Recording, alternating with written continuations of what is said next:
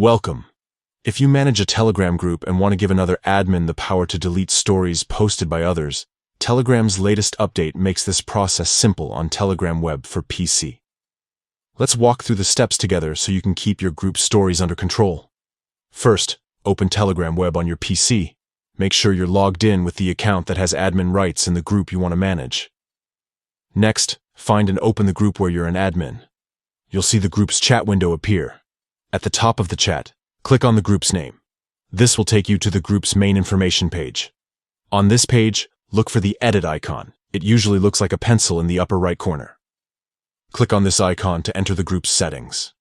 Now, in the settings menu, find and select the section labeled Administrators. Here, you'll see a list of all the current admins in your group. Click on the name of the admin you want to give extra permissions to.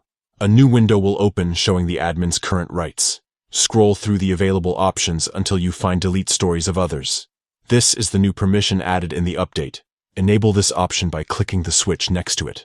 Once you've enabled the permission, don't forget to click Save at the bottom of the window. This will update the admin's rights, allowing them to delete stories posted by other group members. And that's it!